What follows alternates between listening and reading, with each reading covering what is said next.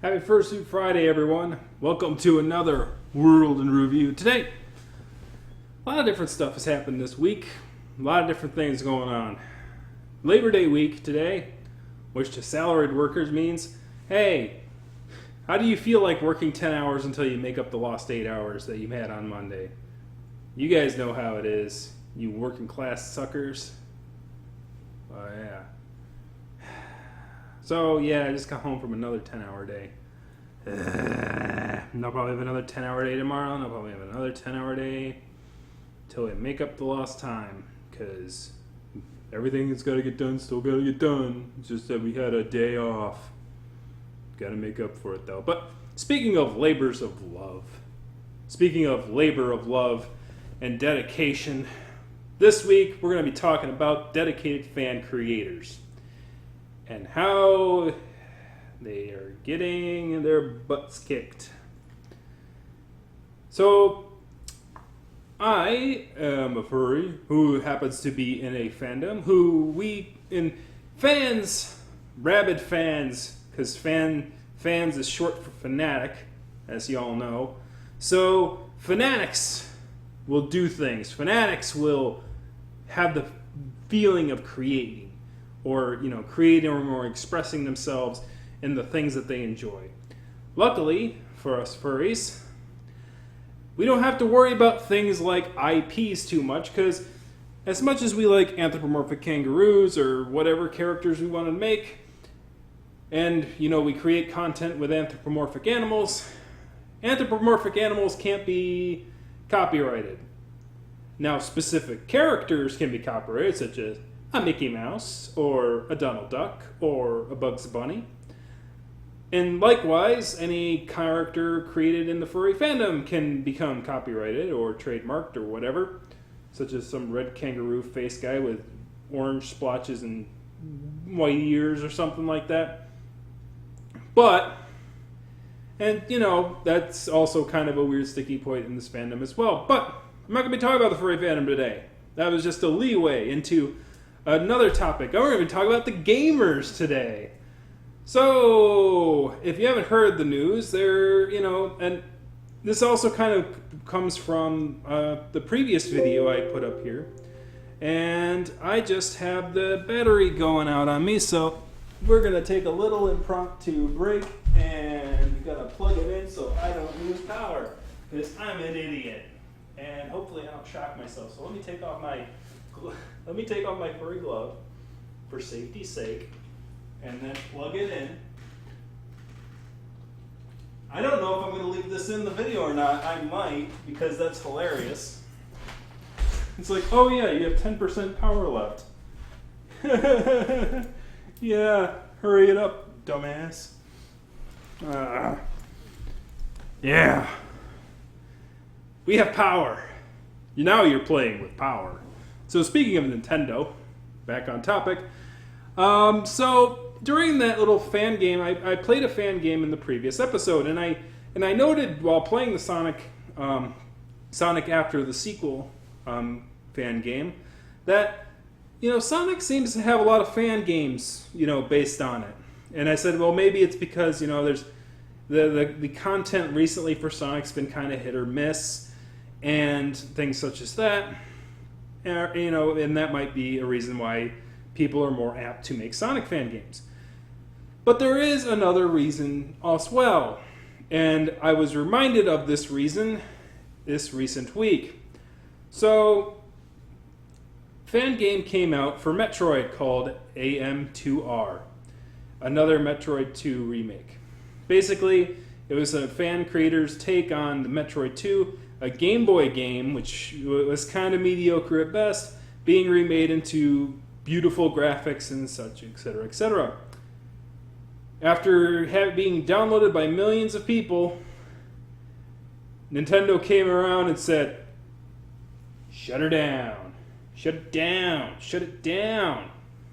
So, basically, made a cease and desist on that.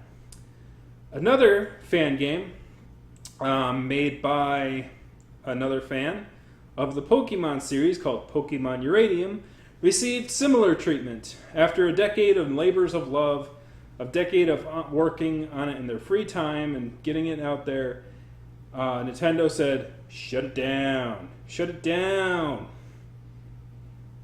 And even though these are free projects, even though they're not making any money off of it, in fact, if you are an economist, you know that they lost money on it. I mean, they dedicated time and effort into these projects, time that they can never get back, and time is money. So basically, they operated at a huge, huge loss. Now, protecting one's IP is very much within people's rights. And people will say, yeah, you got to protect the IP because people can exploit it and you don't want them exploiting it. Why? Because, as I said, time is money. And in the modern video game era, as we are realizing, just because something's free doesn't mean that the main company can't make a profit off of it in some way, shape, or form. Pokemon Go is a free app, but they have microtransactions. And time that people are spending playing Pokemon Uranium is time that they're not spending playing Pokemon Go. You see what I'm saying? Time that people are spending playing another Metroid 2 remake is time that they could be spending on your games, even though your game costs money and their game is free. So, in a way, you are competing, even if the product is free, and that argument can be made. But there is another concern here, and there's another angle I want to go in. The iPhone 7 was recently announced. This is the same video, right? We're still talking in the same video, right? No, you don't worry, you didn't skip or do anything. I'm going to talk about the iPhone 7 for a second. The iPhone 7 was recently announced, and they did some very unorthodox things to be new and innovative and different, okay? And apparently they have their headphone jack removed, and now the headphone jack goes into the place where the plug goes. So already people are like, well, okay, so what if I want to listen to my iPhone music while being plugged into the wall while my battery's being charged? Now, it's supposed to have a lot more battery power, which I could attest to. Apple products' battery lifespan is usually pretty good.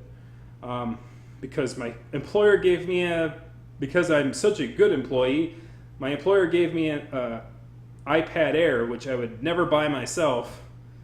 And I did use it like for a day, and then I'm like, I don't go anywhere, I don't do anything. Like, I can do anything I want on this, and it has more power. So I wasn't really into the whole iPad thing. So basically, they wasted their money.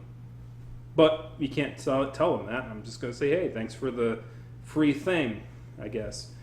But other than that, I have no experience with Apple products.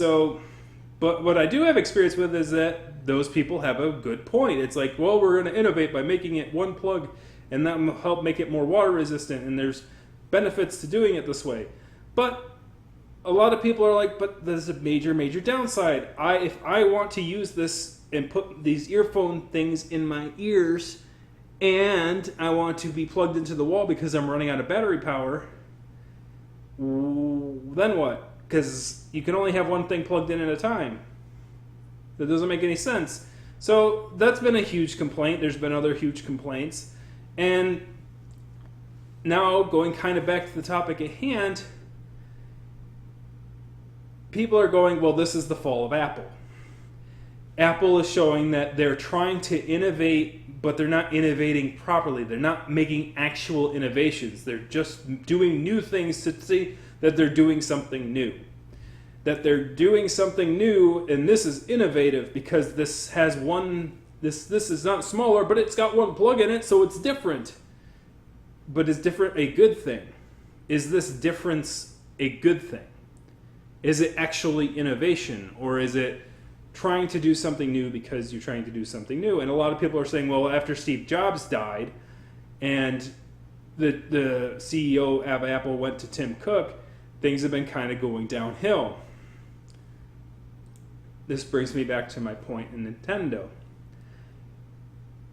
We have seen games come out that do new things for new things' sake. And while some of those new things have been good, some of them have been bad, and some of them have been, been not beyond reproach. The new Star Fox game, for instance, was controversial. I was okay with it, but there was some controversy about it because of what it tried to do with the motion controls. So, and then it's like, is this a new thing that is actually innovative, or is it a new thing that is going to just be forgotten over time? And unfortunately for the new Star Fox game, I think that a lot of people seem to have gone for the later. It's being forgotten over time, so it's just kind of like a skip it kind of a deal. Now, the thing that ties into this is that, someday, for the creators and the innovators and the dreamers, the people who really create something and make something wonderful and create an awesome company, they're going to pass on, either through retirement or they're going to pass on from this mortal plane. As good as you can be, as great as you can be, as much knowledge and as much talent as you have, everyone dies the same. Everyone shuffles from this mortal coil eventually. And similarly, the powers that be at Nintendo shall join each other in the other side. Now, or they'll retire, which I hope it's the retire thing. I would rather people have time to enjoy some time off and do all that thing. But you never know what can happen. And as the end of this new Star Fox game says, remembering our fallen wingman, because just hasn't even been like a full year or two since Mr. Iwata has left us, and it's unfortunate and it's a sad thing. But it's something that should really make one reflect. So I'm looking at two companies here and how they handle fans, how they handle not only just fans, and I'm not just talking just fans who write fictions and do little small projects and might make a very little small demo thing that's not worth a bag of beans. I'm talking about fans that develop games, that develop like huge games and just create these wonderful experiences using solid mechanics, understanding all the core principles and proving it, not by explaining what they think they could do to make the series better, to improve upon the formula, but by actually putting their fingers to the keyboard, typing it out, putting in the hours, and getting it done. To shut those people out is a foolish mistake. To take people who have shown that they can create a project and have something in development and merely just sending them, just send a lawyer out and send them a cease and desist. Stupid. Stupid, stupid, stupid. Because everyone who was a major creator, who was somebody who rattled the markets, was somebody who saw something, who took an idea from somebody else and expanded upon it in a way that made great innovations. Steve Jobs himself took a lot of ideas from Intel and other places, took those ideas, expanded, and went his own direction with it.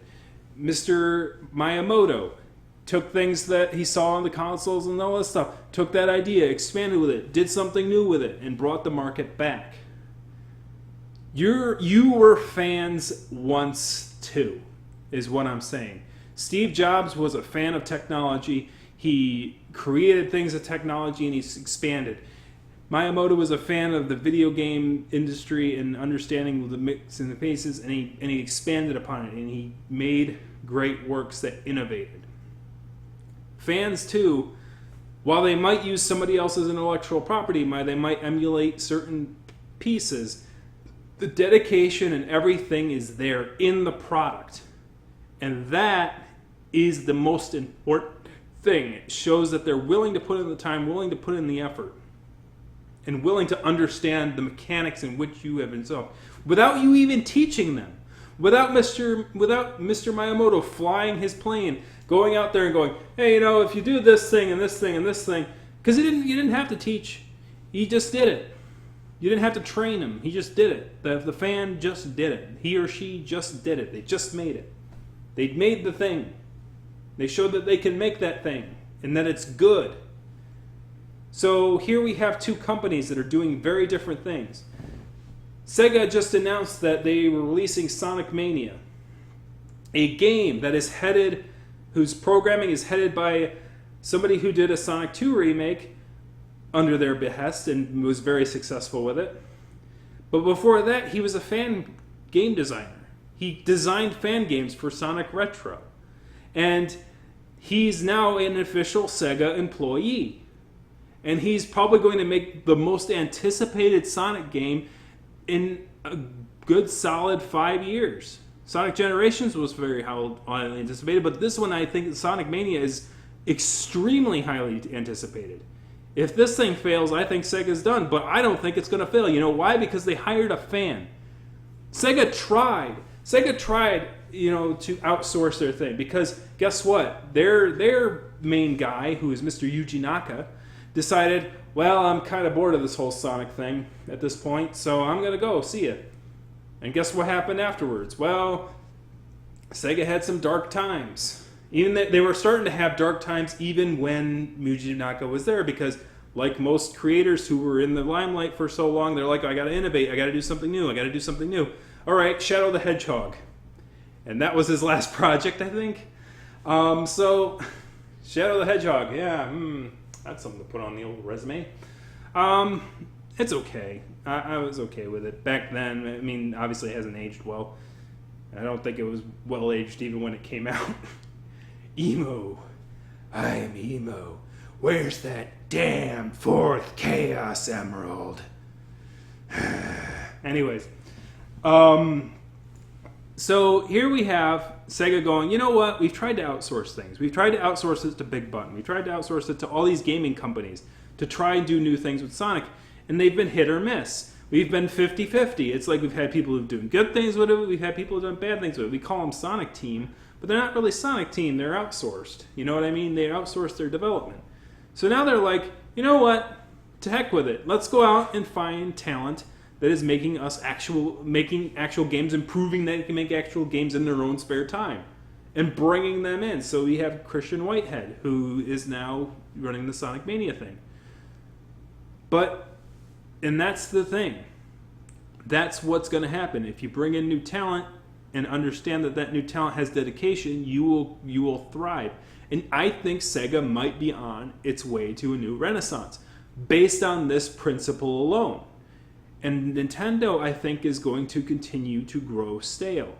As much of a Nintendo fanboy as I am, as great as the content that they make is, there's going to be hits and misses, and there's probably going to be more and more misses as things go along. Because the people there are growing stale. They are the establishment. They're not going to want to break the norms. They prove they could do it every once in a while, but how long is it going to go? And even if Miyamoto keeps doing it, and I think he will, I think he'll keep doing great things. I think his team will do great things as long as they're there. Eventually, he's going to have to retire. Eventually, like Yuji Naka, he's going to have to leave. What happens to Mario then?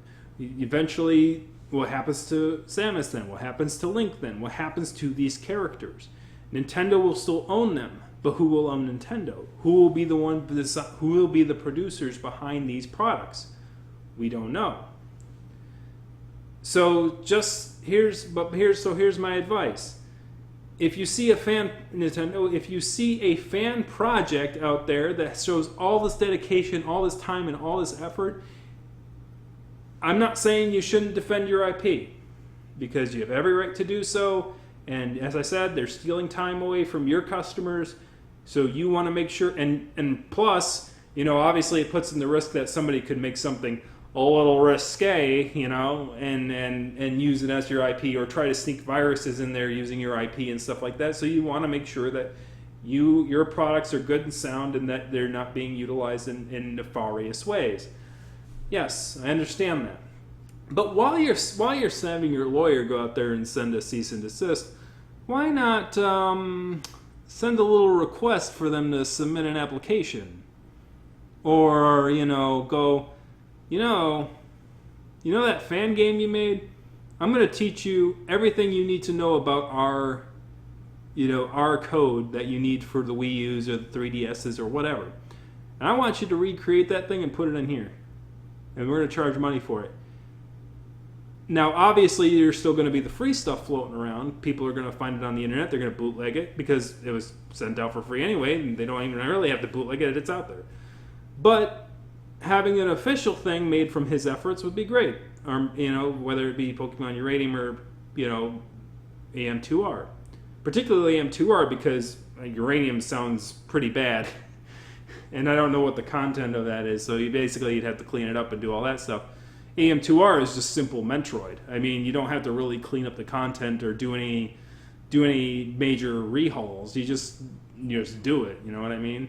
So obviously that's an option, but at the very least, even if you brush that thing even if you brush Uranium or you brush Pokemon Uranium or brush AM2R under the rug, you really, really ought to consider showing some interest in hiring these folks, because they've shown that they can put in the time, the dedication, and make games that people are interested in. How about teaching them? How about bringing them in and bringing them into the Pokemon team or bringing them into the Metroid team? Because let's face facts, Metroid's not doing so well right now.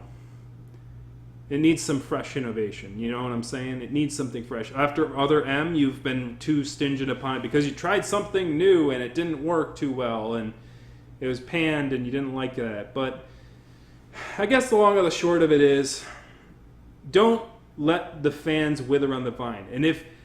And obviously fans are fans. You're not going to let every fan be an employee at Nintendo. That's just silly. That's crazy talk. That's loco in the cocoa. But if a diamond in that rough proves that they are a solid grain and that they are shiny and their carrot is strong, and oh boy, they shine so bright you need to put on shades, man. You need to shield your eyes and then because they're really super bright, super hot. Then you need to not let that talent wither. You should put in an inquiry and if they are interested in working for you. Because you can work against them all you want, but here's the thing, you only got so long to live. And your talent will eventually retire. You need fresh blood. Gaming needs fresh blood. Because we thank the older generation for the contributions that they made and the sacrifices that they made to great gaming out that door. But you're going to wear out, you're going to grow old, we're going to wither and die. Me, you, everyone. So make sure to keep the cycle going. And thank you for watching this tonight. And I think it was a nice, concise topic, a very interesting discussion. So discuss what you think in the comments section below. Is the iPhone 7 actually awesome and I'm just being a jerk? Is everyone just being a jerk? I don't know, because I'm not an Apple fan. I don't know. I don't even have a smartphone, guys. Remember my other video there? I don't have a smartphone, so I can't really be... I'm the last person you should be asking how good a smartphone actually is or not. But, video games, talk about in the comment section below.